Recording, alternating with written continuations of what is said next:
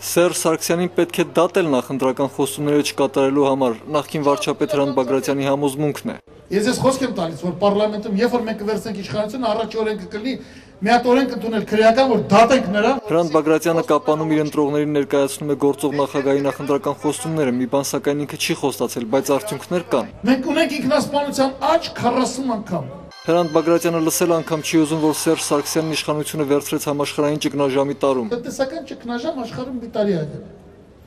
Մնացած տարիներին ճգնաժամը իրենց գլուխներում է։ Իրենց հոգու մեջ է։ Վիճակը շտկելու համար ըստ պարոն Բագրատյանի ոչինչ պետք չէ անել, ընդամենը գանձել բյուջեն, այսինքն ստվերից հանել հարկերը եւ պետական բյուջեն 2.5 միլիարդ դոլարից անմիջապես կդառնա 4 միլիարդ դոլար։ Ամսի 6-ը վերջի օրը պիտի լինի։ Մենք պիտի ազատվենք այս իշխանություններից, մենք պիտի լիցքաթափենք այդ բացասական էներգիայից։ Դրանից հետո եկամուտներն ու աշխատավարձերը մինչև 3 անգամ բարձրացնելը Հայ ազգային կոնգրեսի համար խնդիր չէ, ընդ որում ըստ Բագրատյանի ինչքան շուտ այնքան լավ, այլապես այս տարվա առաջին 3 ամիսներին երկրից հեռացել է ավելի քան 30,000 մարդ։ Ու է փախնում։ Մահեր Արշակյան, Արտուր Դևրիկյան, IPF։